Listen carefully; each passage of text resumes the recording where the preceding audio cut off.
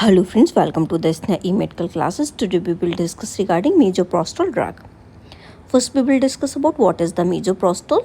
Misoprostol is a medication that is commonly used to several medical purpose. जो misoprostol जो drug होती है जो है ये मेडिकल पर्पस के लिए जो है ये यूज़ होती है, जैसे कि किसी का अगर सर्वाइकल राइपनिंग चाहिए हो, मतलब उसका ओपन करना हो माउथ, या फिर ऐसे कुछ भी केसेस जो हो जाते हैं जैसे लेवर को इंड्यूस कराने के लिए, तो उसमें जो ये इसका जो है वो मेनली रूप से जो है इसका यूज़ किया जाता है. It is a synthetic prostaglandin analogue. ये क्या रहती है कि सिंथेटिक प्रोस्टाग्लैंडिन एनालॉग है जो कि एक सिंथेसाइज किया जाता है, मतलब ये सिंथेसिस किया हुआ एक प्रोस्टाग्लैंडिन है. ठीक है, इसका कंपोजिशन क्या रहता है. Misoprostol is a synthetic prostaglandin analogue. ये बताया कि ये मिसोप्रोस्टोल जो है किससे बना हुआ है, सिंथेसाइज किया हुआ है ये प्रोस्टाग्लैंडिन एक एनालॉग होता है. इसका एक्शन क्या रहता है, गैस्ट्रोइंटेस्टाइनल प्रोटेक्शन. ये जो है ये गैस्ट्रोइंटेस्टाइनल प्रोटेक्शन के उसमें भी काम करती है. Misoprostol help protect the stomach lining from the reducing acid production and increasing mucus production. Mucus production जो है ये क्या करवाती है, ये उसका इंक्रीज करवा देती है. जिसकी जब म्यूकस प्रोडक्शन इंक्रीज हो जाएगा तो म्यूकस जो होता है ये स्टमक के जो गैस्ट्रोइंटेस्टाइनल के ऊपर क्या कर देता है, एक लेयरिंग कोटिंग जो है वो म्यूकस की जो जनरेट कर देता है, जिसकी वजह से ये क्या करती है, जो ये एसिड जो आता है इसके ऊपर जो काम नहीं कर पाता इतनी अच्छी तरीके से. क्योंकि वहाँ पे एक म्यूकस की कोटिंग जो है वो जनरेट हो गई है. तो ये किससे क्या करती है, जो एसिड प्रोडक्शन है उसका रिड्यूस कराती है और ये म्यूकस प्रोडक्शन को ये इंक्रीज कराती है.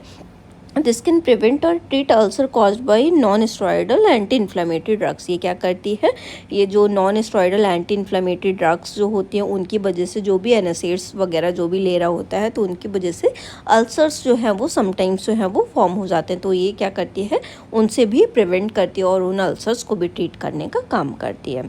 नेक्स्ट वन क्या है, cervical ripening and labour induction. ये क्या करती है, सर्वाइकल राइपनिंग और लेबर को इंड्यूस कराती है. मतलब सर्वाइकल राइपनिंग क्या होती है, ये मतलब जो सर्विक्स जो होता है उसका माउथ जो होता है during the time of the labour, उस माउथ को क्या करती है, ओपन करती है और लेबर को ये इंड्यूस कराती है. In obstetric misoprostol can be use to induce labour और सर्वाइकल राइपनिंग. ठीक है, इसमें मिसोप्रोस्टल का यूज़ क्यों किया जाता है, लेबर को इंड्यूस कराने के लिए और जो सर्वाइकल सर्विक्स जो रीजन है उसका जो माउथ की ओपनिंग कराने के लिए. इसका जो डोजेज और रूट क्या रहता है, dosages and route of administration can vary depending on the indication. जो इसका डोज और रूट रहता है ये डिपेंड करेगा कि किस कंडीशन में हम दे रहे हैं. For preventing NSAIDs induced ulcer, it is typically taken orally in doses ranging from 200 to 800 microgram पर डेली. अगर हमें NSAIDs की वजह से क्या हुए हैं, अगर अल्सर्स जो फॉर्म हो गए हैं तो इसको कैसे देंगे, बाई माउथ देंगे, जिसमें कि जो डोज रहेगी वो 200 टू 800 माइक्रोग्राम पर डे जो है वो पर्सन को लेना होता है, जिसकी वजह से ये क्या करेगी, उन अल्सर से जो है वो इससे उनको क्योर करेगी. और इसको किस में डिवाइड किया गया है, 2 to 4 डोजेस में जो है वो डिवाइड किया गया. मतलब 200 टू 800 माइक्रोग्राम पर डे लेना है, जो कि हमें कितने फ्रैक्शन में लेना है, 2 to 4 जो डोजेस है उसके फ्रैक्शन में लेना है. नेक्स्ट वन, अगर ये सर्वाइकल राइपनिंग और लेबर इंडक्शन के लिए जो यूज़ की जाती है तो इसमें क्या दिया जाता है, इसको जो है वो इंट्रावजाइनली जो है वो रखा जाता है. जो इसकी स्पेसिफिक डोज जो है वो अंडर मेडिकल सुपरविजन जो है कितना रखना है, कितनी किस तरीके से इंड्यूस कराना है, उसके अकॉर्डिंग जो ड्रग्स हैं वो रखी जाती हैं. नेक्स्ट वन, इसके इंडिकेशंस क्या रहते हैं, prevention of NSAIDs induce gastric ulcer. अगर किसी भी पर्सन को जो गैस्ट्रिक अल्सर हुए हैं, एनासिड्स जो है non steroidal anti inflammatory drugs जो ले रहा था उनकी वजह से उनको ट्रीट करने के लिए, उनको प्रिवेंट करने के लिए इस ड्रग को दिया जाता है. नेक्स्ट वन, सर्वाइकल राइपनिंग और इंडक्शन ऑफ लेबर के लिए भी दिया जाता है. मतलब सर्विक्स का माउथ जो है वो ओपन हो जाए और जो लेबर जो है वो इंड्यूस हो जाए इसलिए.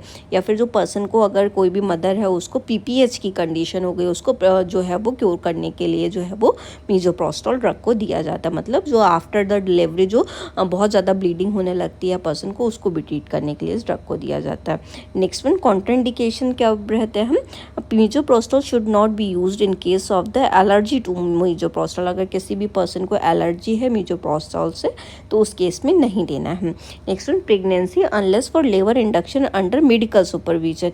अगर लेबर इंडक्शन जो है वो मेडिकल सुपरविजन के उसमें ही हो रहा है, उसके ऑब्जर्वेशन में, तभी देना है, अदरवाइज नहीं देना है. नेक्स्ट वन क्या है, हिस्ट्री ऑफ यूट्राइन सर्जरी और caesarean section scar for cervical ripening. अगर किसी को यूट्राइन सर्जरी हो रही है, सिजेरियन सेक्शन जो है बेबी का पहले मतलब बेबी जो है सिजेरियन सेक्शन से हुआ था, मदर का सिजेरियन सेक्शन पहले हुआ है, और तो फिर सर्वाइकल राइपनिंग के लिए मतलब माउथ को ओपन कराने के लिए सर्विक्स के उसको ये ड्रग नहीं देनी है। सेवरल कार्डियोवास्कुलर, रीनल और हेपेटिक डिजीज़, अगर कोई पर्सन कार्डियोवास्कुलर, रीनल या हेपेटिक डिजीज से सफ़र कर रहा है तो उसमें भी ये कॉन्ट्राइंडिकेटेड रहती है अंटिल ये मेडिकल सुपरविजन में ना दी जा रही हो। नेक्स्ट वन क्या है, ड्रग इंट्रैक्शंस क्या रहता है।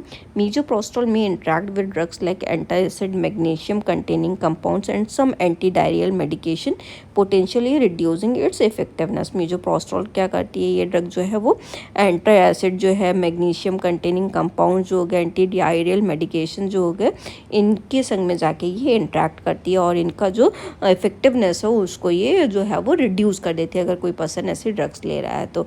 ठीक है, तो हमें जब इस ड्रग्स को लेना है तो पर्सन को, जो भी मेडिकल सुपरवाइज़र होगा, उसको हमें बताना होता है कि ये ड्रग्स जो है वो हमारी ऑलरेडी चल रही हैं। नेक्स्ट वन, इसके साइड इफ़ेक्ट्स क्या रहते हैं। Common side effects include diarrhoea, abdominal pain, nausea and headache. इसका कॉमन साइड इफ़ेक्ट जो रहेगा, पर्सन को डायरिया हो सकता है, पर्सन को एब्डोमिन में पेन हो सकता है, नोजिया हो सकता है, पर्सन को वोमिटिंग और जो हेडेक देखने के लिए मिल सकता है। These are usually mild and transient, ये कुछ समय के लिए होते हैं और ये माइल्ड लेवल के लिए ही रहता है। एडवर्स इफेक्ट एंड टॉक्सिसिटी क्या रहती है। In high doses misoprostol can cause uterine hyper stimulation. अगर किसी ने जो है वो मीजोप्रोस्टोल को बहुत ज़्यादा अमाउंट में ले लिया तो ये क्या करेगी, यूट्राइन को हाइपर स्टिमुलेट कर देगी, जिससे कि बहुत एक डेंजरस कंडीशन जो है वो जनरेट कर सकती है, जिससे बेबी जो है उसका, मदर और फीटस दोनों के लिए ये डेंजर हो सकता है। एडवर्स इफेक्ट देखने के लिए मिल सकते हैं इसमें, जैसे कि अगर अंडर प्रिस्क्रिप्शन इसको जो है वो नहीं ले गया गया, अगर कोई भी पर्सन इसका ओवर यूज़, मिसयूज़ कर रहा है तो ये बहुत ज़्यादा कॉम्प्लिकेशंस जो है वो लीड करती है। नेक्स्ट वन क्या है, रोल ऑफ नर्स। अगर कोई भी ये इस ड्रग को ले रहा है तो नर्स क्या रोल प्ले करती है during that time. Nurses play a crucial role in the administration and monitoring of misoprostol. Nurse जो होती है इसके एडमिनिस्टर करने में, उसको मॉनिटर करने में, कितनी ड्रग देनी चाहिए, कितनी ड्रग नहीं देनी चाहिए, ठीक है, उसको देने में ये एक मेन रोल प्ले करती है। क्या क्या है, first accurate medication administration. Nurse जो है ये मेजर करती है कि जो मेडिकेशन है वो एक्यूरेट वे में दी जा रही है कि नहीं, सही से दी जा रही है कि नहीं, जितना डोज है उतना ही लग रहा है, जो रूट है उसी से जा रहा है, ठीक है, तो ये उसको एक्यूरेट मेडिकेशन जो है उसको एडमिनिस्टर करेगी। Monitor for side effects and adverse reaction. Nurse जो होगी उसके साइड इफेक्ट देखेगी कि पर्सन के ऊपर कोई साइड इफेक्ट तो नहीं आ रहे, कोई एडवर्स रिएक्शन तो नहीं शो कर रहा है। Patient education on how to take the medication properly. ये पेशेंट को एजुकेट करेगी कितना ड्रग कैसे लेना है, कब नहीं लेना है, ठीक है, उसका जो साइड इफ़ेक्ट्स जो हैं वो क्या हो सकते हैं, तो इसके रिगार्डिंग जो कैसे करके मेडिकेशन लेना है उसके रिगार्डिंग पूरा वो एजुकेट करती है। Providing information on potential risk and benefits. इस ड्रग के क्या बेनिफिट्स हो सकते हैं और क्या रिस्क हो सकते हैं, ये सारी चीज़ों के बारे में नर्स जो है वो पेशेंट को एक्सप्लेन करती है।